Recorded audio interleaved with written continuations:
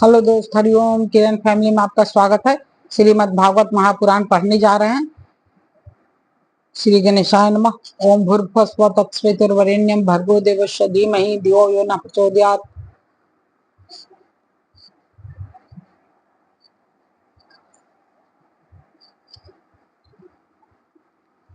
श्री राधा कृष्णाभ्याम नमः। श्रीमद् भागवत श्री राधा कृष्णाभ्याम नमः। श्रीमद् भागवत महापुराण द्वितीय खंड।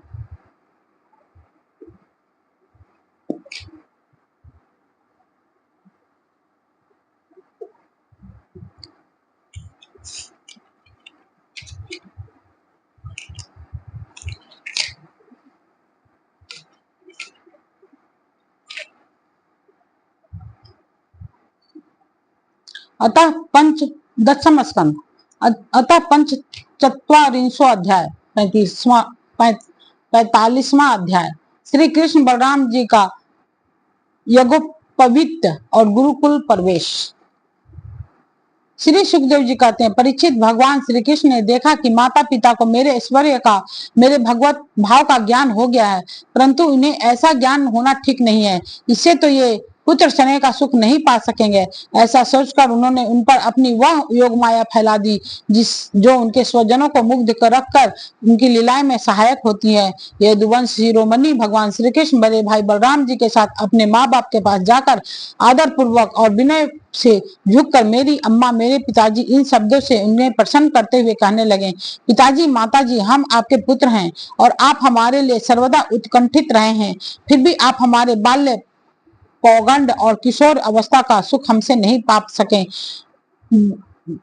दुर्दैववश हम लोगों को आपके पास रहने का सौभाग्य ही नहीं मिला। इसी से बालकों को माता पिता के घर में रहकर जो लाड़ प्यार का सुख मिलता है वह हमें भी नहीं मिल सका। पिता और माता ही इस शरीर को जन्म देते हैं और इसका लालन पालन करते हैं, तब कहीं जाकर यह शरीर धर्म, अर्थ, काम अथवा मोक्ष की प्राप्ति का साधन बनता है। यदि कोई मनुष्य 100 वर्षों तक जीकर माता और पिता की सेवा करता रहे तब भी वह उनके उपकार से ऋणी नहीं हो सकता।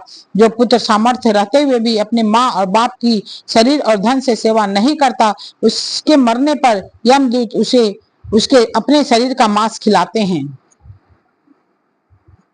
जो पुरुष समर्थ होकर भी बुरे माता पिता, सती पत्नी, बालक, संतान, गुरु, ब्राह्मण और शरणागत का भरण पोषण नहीं करता, वह जीता हुआ भी मुर्दे के समान ही है। पिताजी, हमारे इतने दिन व्यर्थ ही बीत गए, क्योंकि कंस के भय से सदा उद्विग्न चित रहने के कारण हम आपकी सेवा करने में असमर्थ रहे। मेरी माँ और मेरे पिताजी, आप दोनों हमें क्षमा करें। हाय दुष्ट कंस ने आपको इतने इतने कष्ट दिए, परंतु हम परतंत्र होने के कारण आपकी कोई सेवा शुश्रूषा न कर सके। श्री सुखदेव जी कहते हैं, परीक्षित, अपनी लीला से मनुष्य बने हुए विश्वात्मा श्री हरि की इस वाणी से मोहित हो देवकी वासुदेव ने उन्हें गोद में उठा लिया और हृदय से चिपकाकर परमानंद प्राप्त किया। राजन, वे सने पास से बंधकर पूर्णतः मोहित हो गए और आंसुओं की धारा से उनका अभिषेक करने लगे। यहाँ तक कि आंसुओं के कारण गला रूंध जाने से वे कुछ बोल भी न सके। देवकी नंदन भगवान श्री कृष्ण ने इस प्रकार अपने माता पिता को संतावना देकर अपने नाना उग्रसेन को यदुवंशियों का राजा बना दिया और उनसे कहा, महाराज, हम आपकी प्रजा हैं, हम लोगों पर शासन कीजिए। आप राजा ययाति का साप होने के कारण यदुवंशी राज सिंहासन पर नहीं बैठ सकते, परंतु मेरी ऐसी इच्छा है,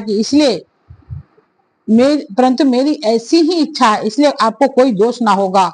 जब मैं आप सेवक बनकर आपकी सेवा करता रहूंगा तब बड़े बड़े देवता भी सिर झुकाकर आपको भेंट देंगे। दूसरे नरपतियों के बारे में तो कहना ही क्या है। परीक्षित, भगवान श्री कृष्ण ही सारे विश्व के विधाता हैं। उन्होंने जो कंस के भय से व्याकुल होकर इधर उधर भाग गए थे, उन यदु, वृषिण, अंधक, मधु, दासारह और कुकुर आदि वंशों में उत्पन्न समस्त सजातीय संबंधियों को ढूंढ ढूंढ कर बुलवाया। उन्होंने घर से बाहर रहने में बड़ा कलेश उठाना पड़ा था। भगवान ने उनका सत्कार किया, संतावना दी और उन्हें खूब धन संपत्ति देकर तृप्त किया तथा अपने अपने घरों में बसा दिया।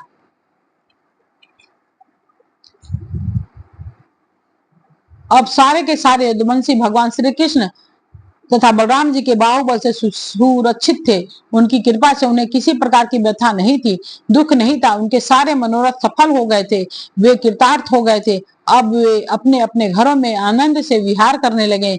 भगवान श्री कृष्ण का वदन आनंद आनंद का सदन श्री भगवान श्री कृष्ण का वदन आनंद का सदन है। वह नित्य पर पुरलित, कभी न कुंभलाने वाला कमल है।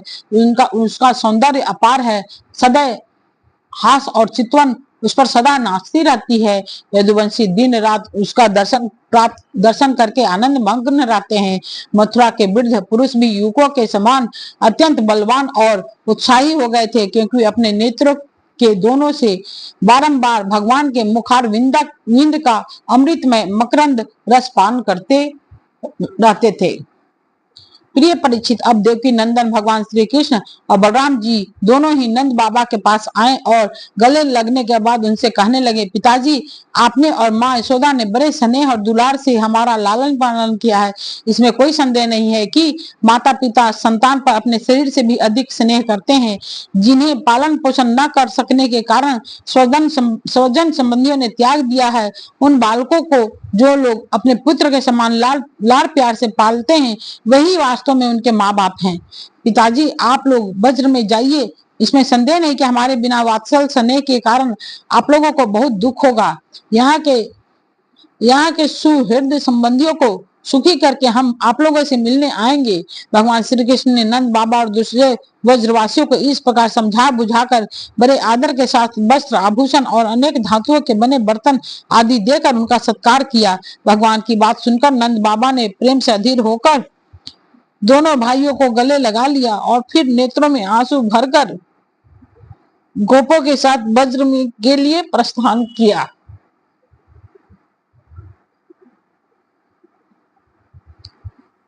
हे राजन, इसके बाद वसुदेव जी ने अपने पुरोहित गंगाचार्य तथा दूसरे ब्राह्मणों से दोनों पुत्रों का विधि पूर्वक द्विजाति समुचित यज्ञोपवीत संस्कार करवाया। उन्होंने विविध प्रकार के वस्त्र और आभूषणों से ब्राह्मणों का सत्कार करके उन्हें बहुत सी दक्षिणा तथा बछड़ों वाली गवें दी। सभी गवें गले में सोने का माला पहने हुए थी तथा और भी बहुत से आभूषणों और रेशमी वस्त्रों की मालाओं से विभूषित थी।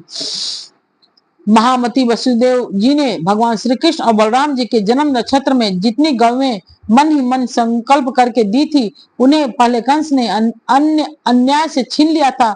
अब उनका स्मरण करके उन्होंने ब्राह्मणों को फिर से दी। इस प्रकार यदुवंश के आचार्य गर्ग जी से संस्कार कराकर बलराम जी और भगवान श्री कृष्ण द्विजत्व को प्राप्त हुए। उनका ब्रह्मचर्य व्रत अखंड तो था ही, अब उन्होंने गायत्री पूर्वक अध्ययन करने के लिए उसे नियमित स्वीकार किया। श्री कृष्ण और बलराम जगत के एकमात्र स्वामी हैं, सर्वज्ञ हैं, सभी विद्याएं उन्हीं से निकली है। उनका निर्मल ज्ञान स्वतः सिद्ध है, फिर भी उन्होंने मनुष्य की सी लीला करके उसे छिपा कर रखा था।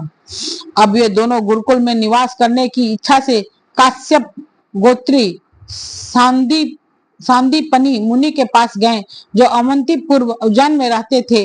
वे दोनों भाई विधि पूर्वक गुरु जी के पास रहने लगे। उस समय वे बड़े ही सुयंत अपनी चेष्टाओं को सर्वथा नियमित रखे हुए थे। गुरु जी तो उनका आदर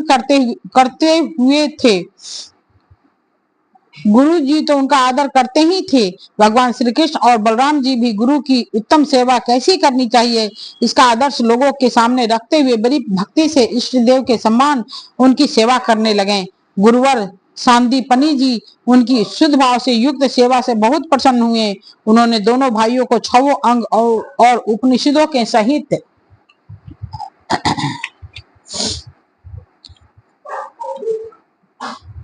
संपूर्ण वेदों की शिक्षा दी। इनके सिवा मंत्र और देवताओं के ज्ञान के साथ धनुर्वेद, मनुस्मृति आदि धर्मशास्त्र, मीमांसा आदि वेदों का तात्पर्य बतलाने वाले शास्त्र, तर्क विद्या, न्याय शास्त्र आदि की भी शिक्षा दी। साथ ही संधि, विग्रह, यान, आसन, द्वैध और आश्रय, इन 6 भेदों से युक्त राजनीति का भी अध्ययन कराया।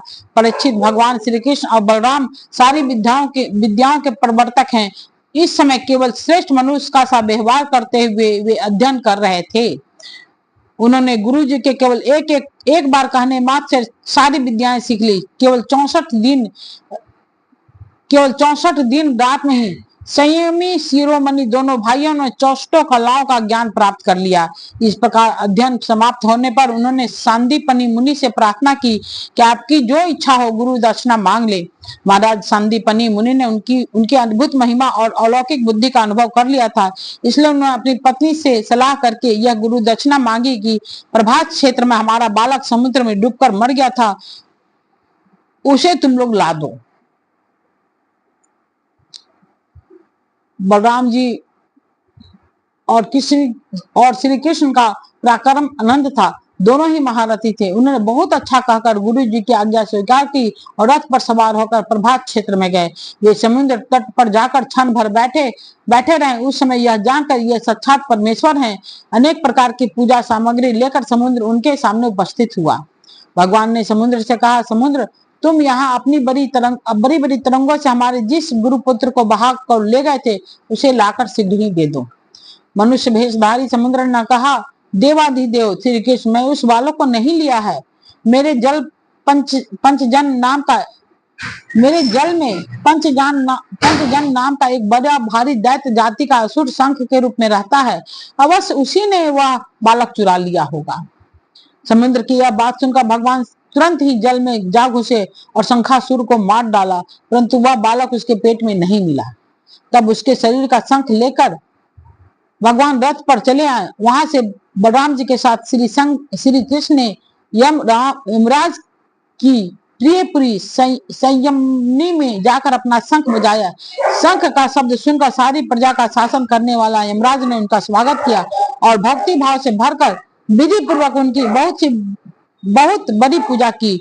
उन्होंने नम्रता से झुककर समस्त प्राणियों के हृदय में विराजमान सच्चिदानंद स्वरूप भगवान श्री कृष्ण से कहा, लीला से ही मनुष्य बने हुए स्वयं व्यापक परमेश्वर, मैं आप दोनों की क्या सेवा करूं। श्री भगवान ने कहा, यमराज, यहाँ आपने कर्म बंधन के अनुसार मेरा गुरु पुत्र लाया गया है। तुम मेरे आज्ञा स्वीकार करो, उसके कर्म पर ध्यान न देकर उसे मेरे पास लाओ। यमराज ने कहा, जो आज्ञा कहकर भगवान का आदेश स्वीकार किया और उनका गुरु पुत्र लाकर दिया।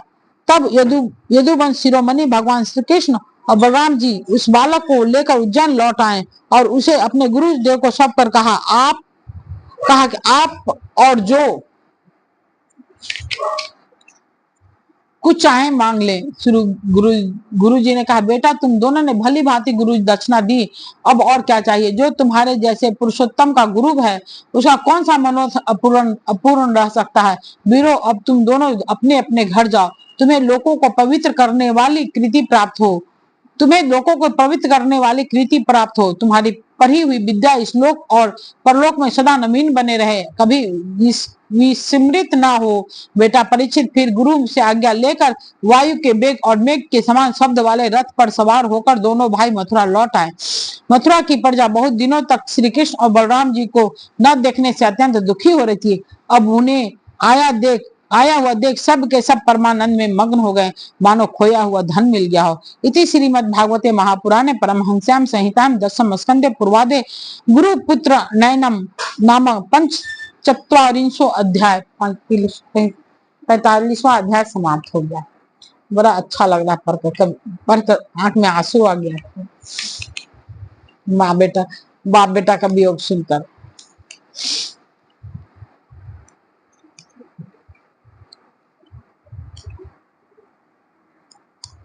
ओम भूर्भुवस्सुः तत्सवितुर्वरेण्यं भर्गो देवस्य धीमहि धियो यो न प्रचोदयात्।